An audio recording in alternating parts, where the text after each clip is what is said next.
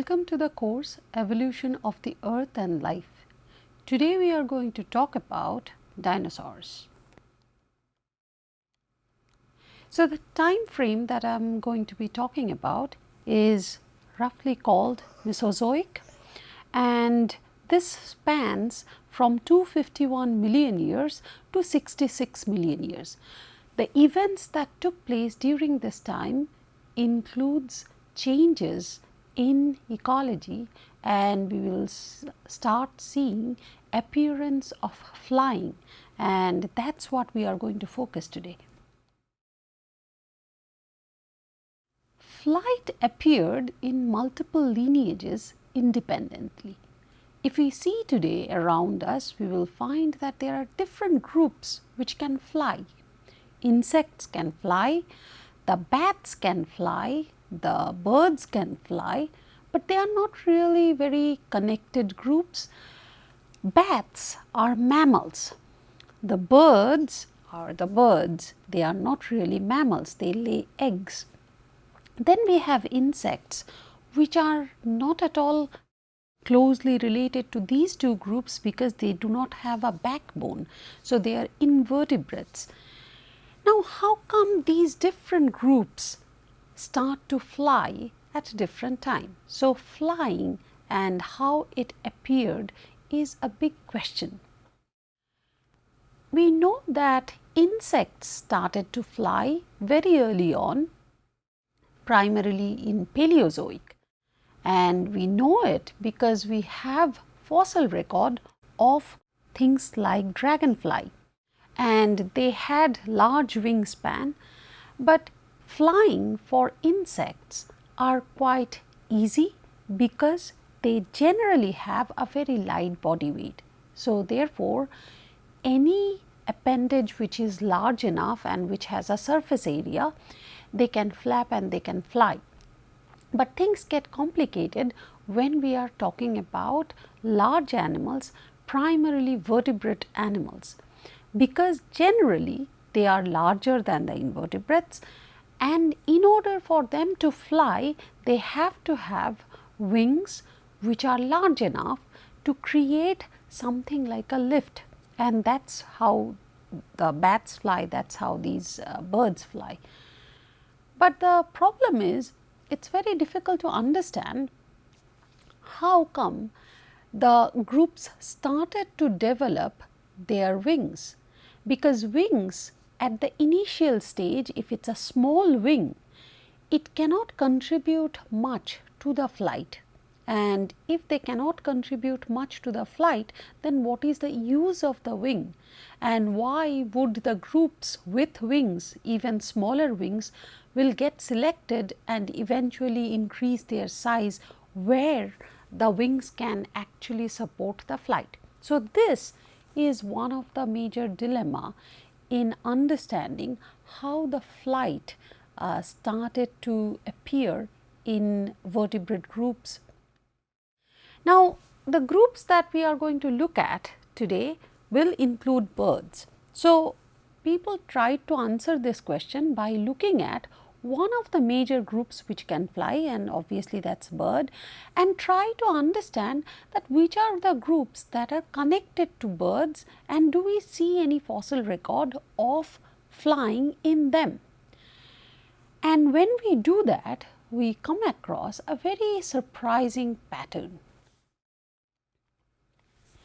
So, this is a classification pattern, we are going to call it a cladogram, where different groups are positioned in places based on their similarity. So, if we look at this particular one, we will find that if we are talking about vertebrates, that includes everything at the right side of this plot.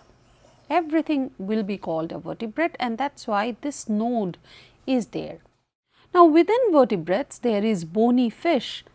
Then we are adding a character, limbs with digits.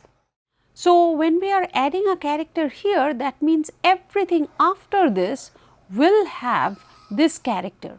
So, everything beyond this point, all these nodes, all the animals corresponding to it will have limbs as well as digits.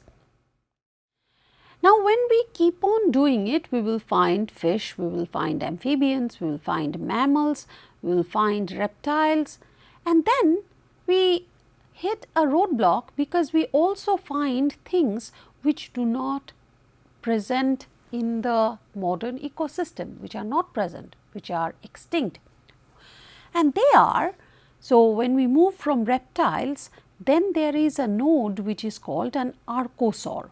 Basically what it means, it includes all groups which has a hinge-like ankle. It includes crocodiles, it also includes birds. But then when we look deeper into it, we also find another group which you do not find today, and they are dinosaurs. And as it turns out, the dinosaurs and the birds are very, very closely related. So, if we actually look at all kinds of dinosaurs and try to look at their relationship, that how close they are among themselves, what we will find that there are these dinosaurs which are almost indistinguishable from the birds in terms of many of their bone character. So, it is quite clear that the birds and the dinosaurs share some level of commonality, and can that tell us something about the evolution of flight? It is important to recognize that to fly, it is not necessary to have feathers. There are different kinds of animals which have different ways of flying. For example, as I said that the dragonfly, it does not have any feather, it simply flies because of the wings which are made up of other material, very light material, but not feathers. If we look at the bats, they also do not have feathers, they basically have a skin which goes between their digits, and that thin layer of skin actually helps them to create enough force which basically takes them up. It is only the birds which have feathers as a way of flying. Now, the question is, when we are looking at these birds and we are also looking at the dinosaurs, we find that they are very similar in many ways.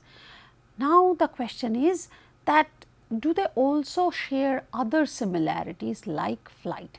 So, we are going to talk about that. Now, what are these dinosaurs? So, dinosaurs are type of a reptile, and if we go back, we will see that this reptiles actually has lots of groups. One is lizards and snakes, then there are crocodiles and alligators, and then there are dinosaurs. So, dinosaurs are kind of different from crocodiles and alligators and lizards and snakes which we find today, but they are more related to birds. But we do not really see them today, and therefore, the classical view has been that the groups which have certain characters, we are calling them dinosaurs, and they are completely extinct. The name comes from these two words. Saur means lizard. So, anytime you come across any scientific name which has a later part which says saur, it basically means it is a type of reptile or lizard. And dino means terrifying. So, dinosaur means terrifying lizard. They appeared in Triassic. Interestingly, that is the same time when the mammals also appeared. And then what we know about the forms, we think that they went extinct at the end of Mesozoic. So, end of Mesozoic, at the KPG extinction, the dinosaurs went extinct. More specifically, we are going to call it non-avian dinosaur. Avian means something which can fly. So, non-avian dinosaur means the dinosaurs which could not fly went extinct. This sort of brings this question that were there dinosaurs which could fly? Another important point, that there are different kinds of reptiles during this time but not all of them were dinosaurs. So, there were reptiles at that point of time which are called mesosaurs and ichthyosaur. These were reptiles, but they lived in the water. Then there were reptiles which are called pterosaurs, which could fly, but they did not have any feathers. They simply had skin extensions just like bats, and that is what helped them to fly. But again, those are not dinosaurs. Dinosaurs were land living organisms. Now, the dinosaurs are very interesting because they differ from many of these modern day lizards and reptiles that we find around us. Let us try to look at some of these aspects that make them very unique, and they are very different from the modern day reptiles. So, we are going to look at two things. One is locomotion, how they move, and the second one is thermoregulation, which means that how did they control their body temperature. So, dinosaur locomotion is very interesting. Couple of things, how do we know that anything about dinosaur locomotion? Well, as it turns out that there are two sources of information. One is how the bones are arranged, and dinosaur bones have been found from various parts of the world. The second part is that sometimes when they walked on soft ground, muddy ground, they left footprints, and using the footprints you can reconstruct the speed of motion, and what we find is they were quite fast. Not only that, they were quite fast and they could continue to move fast for a very long time, and that is not something very usual for various reptiles. So, let us try to understand it a little bit more. When we look at a reptile, let us say a house lizard, the way it moves is very different from any other organism, let us say mammals. Okay? What we will find that when the reptile moves, the house lizard moves, it basically moves where one part of it gets extended, one side of it gets extended, it squeezes the other part, and then right after this, this part gets extended and this part gets squeezed up. So, they are moving sidewise, and their movement, if you did not know which kind of animal you are looking at, they mimic the way fishes move. So, fishes often move by squeezing one part of their body sidewise and then flexing on the other side. So, this movement is very typical to the lizard. So, if I have to use my hands, I will squeeze it in one side and then move on the other side. So, that is the movement of the fishes as well as the reptiles. But when we think about the mammals, it is a very different thing, because the legs or the limbs are underneath the body. So, instead of moving sidewise, they basically squeeze on the bottom of their body, and what happens if I move it like this, it squeezes by making the arms coming closer to each other and then extending it. So, let us take a look at how cat runs. So, you will see the extension of it and then squeezing of it. Now, the interesting thing is, it is not doing it sidewise, it is actually going back and forth from the top and from the bottom. And this is happening because the limbs are underneath the body for the mammals and for birds. But when you look at the reptiles such as house lizard, the limbs are actually coming out of the body. And now if we look at their bone structure, we will also find a difference.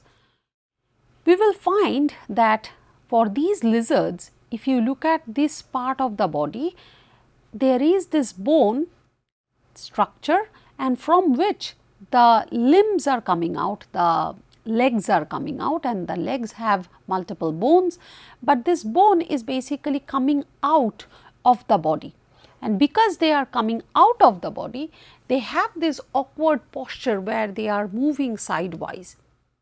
Now, let us take a look at how the mammal bones look like, and what we are finding that the mammal bones are basically coming out and then getting down and making an angle.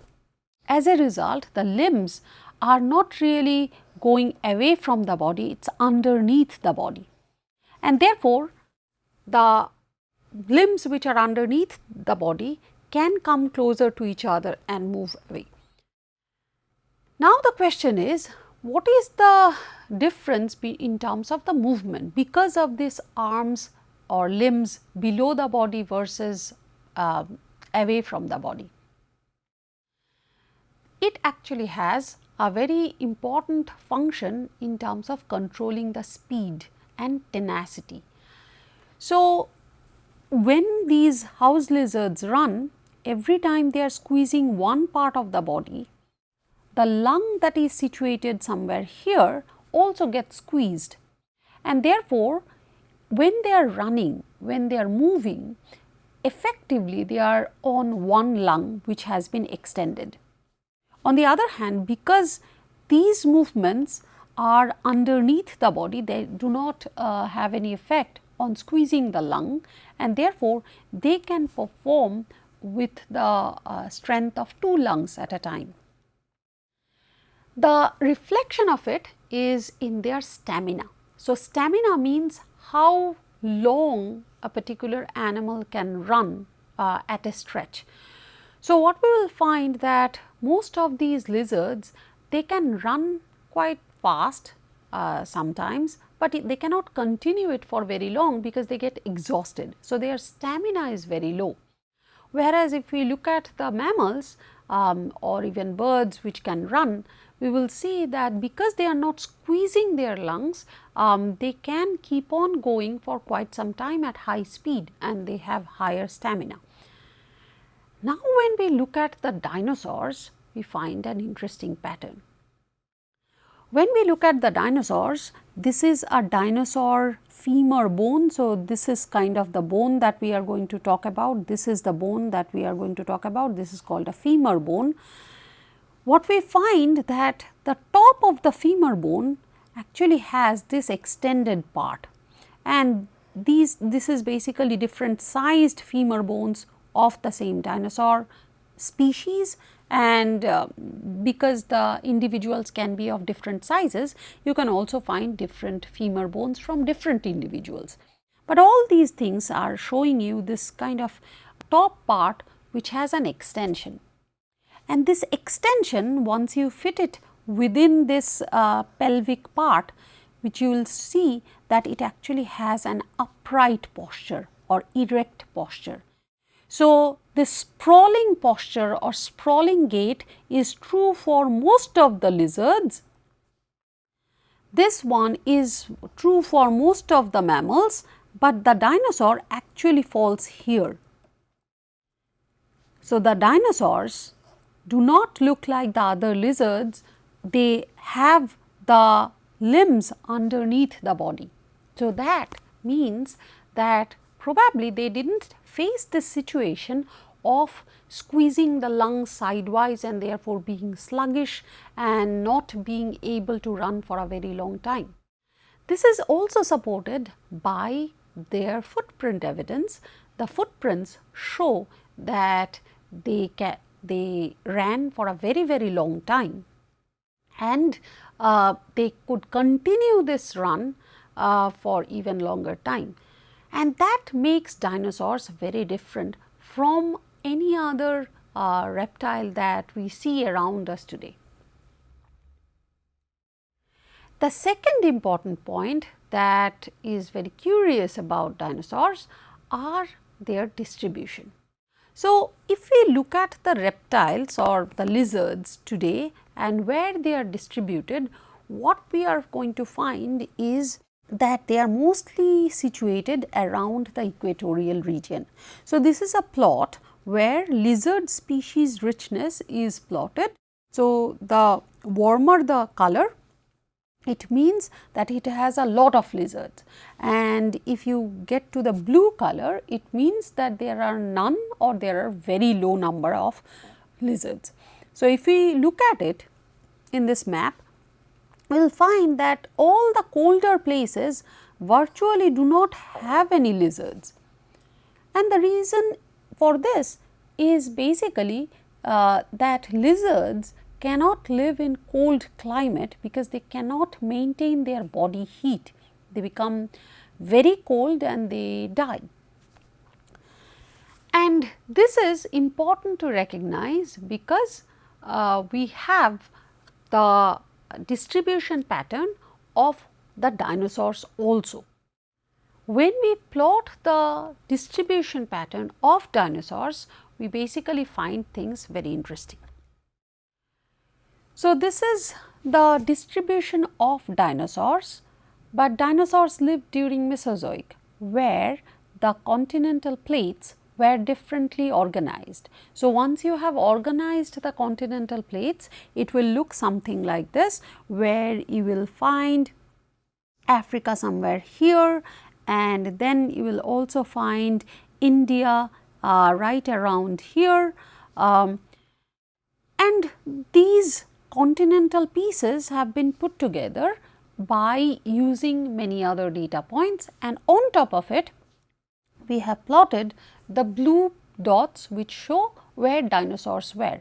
And what we find is that we are actually finding dinosaurs in the pole, very close to the pole, and throughout. So, their distribution is not really like the reptiles that we see today. They were there in the warm places, they were there in very cold places in both the poles. The question is, how could they maintain their body heat? And this leads to a really large question, which is, how do one organism or many organisms, how do the organisms control their body temperature? So, that brings us to this idea of thermoregulation. So, thermoregulation means how an organism is controlling their body temperature. So, there are different kinds of organisms. One type of organisms, they can create their body heat, and these are generally called the warm blooded organisms. But important thing to remember is, doesn't matter how they are controlling their body heat, these are organisms which can maintain their body heat, and therefore they are able to survive even in cold climate because they can maintain their body heat. On the other hand, there are other organisms which couldn't control their body heat. They are basically, their body heat or body temperature fluctuates along with the fluctuation of the temperature outside. So, if the day gets very cold, then they basically get colder, and then they can either go to hibernation and they reduce their body activity. But mammals are very good in terms of maintaining their body heat. They generate the body heat, and therefore, if the climate gets colder around them, they basically increase the intake of food, convert that to heat and maintain their body temperature. The problem with this is that means they have to eat a lot just to keep their body heat. On the other hand, if you look at the ectothermic organism, which means they are not generating the body heat, they are simply using the heat available outside to keep their body warm, and therefore, if the outside temperature fluctuates, then they also have to change. Sometimes the outside temperature, if it gets too cold, they cannot even survive, and therefore, they will survive or they will live only in places which does not get too cold. That explains why we do not find the lizards today in the very cold climates in the near the polar region. But that does not explain how come we are getting the dinosaurs in the North Pole as well as close to the South Pole.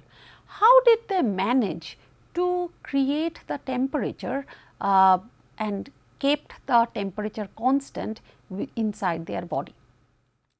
Now, this is one point where we are going to look at two different concepts.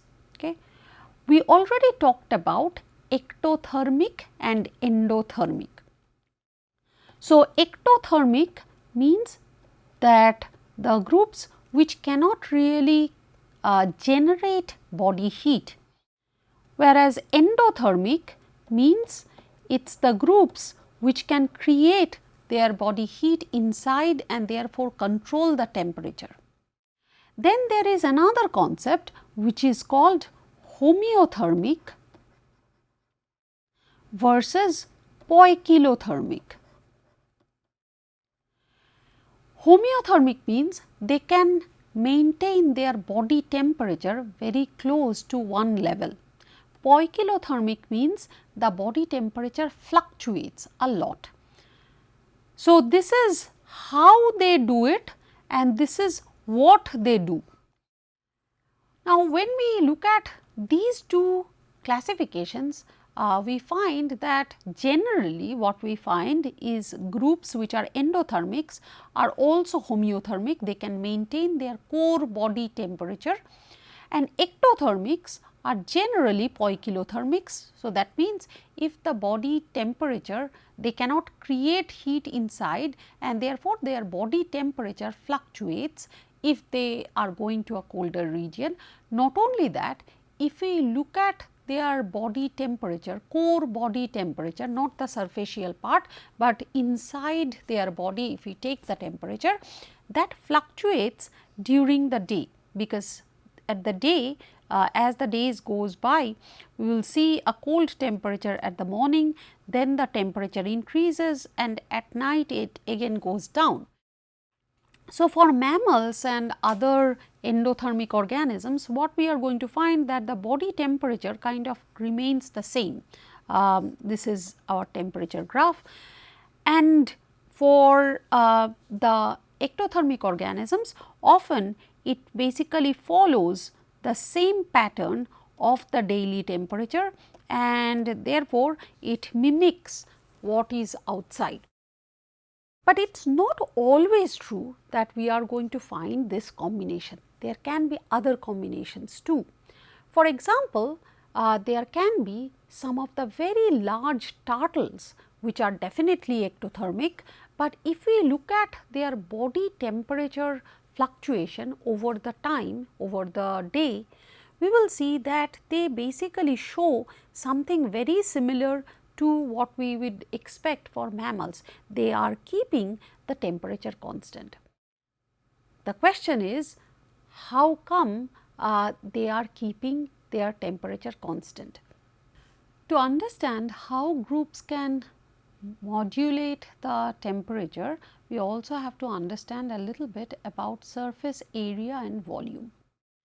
So, surface area, as we know, that is basically if I have to draw and paint the outside of this box, that is what is going to tell me about the surface area. If there is a hole here and I have to pour water and fill the inside part with water, that is what is going to tell me something about the volume.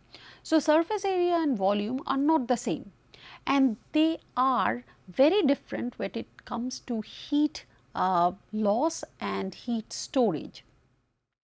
The larger the surface area is, it loses heat very quickly. On the other hand, if the volume is very large, it basically stores heat. Now, the question is how surface area and volume changes. Now, let us start with a small box. I have taken this box A, which is a cube, and what I have taken is every dimension of it is, let us say, 1 centimeter. So, every dimension that I can think of is 1 centimeter. Now, I am doubling it. So, every linear dimension gets doubled.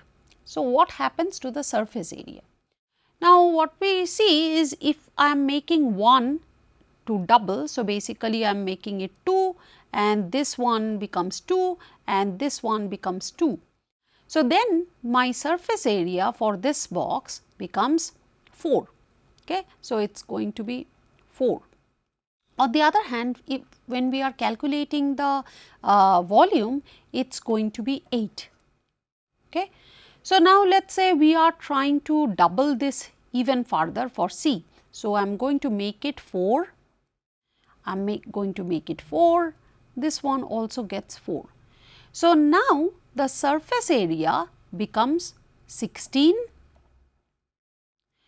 and the volume becomes. Now, let us try to double it once more. So, then it will become 4 centimeters of this length, and then height becomes 4 centimeters, and then this width also gets 4 centimeters. So, now if I have to calculate the surface area, it will become 16, and then if I have to calculate the volume, it will become 64. Now, what I am trying to show is, here I started with a surface area and volume which is the same, because here the surface area was 1 and volume was also 1, but the moment I doubled it in all direction, the surface area grew, but the volume grew faster, because the surface area is basically the linear dimension square and the volume is basically the linear dimension cubed.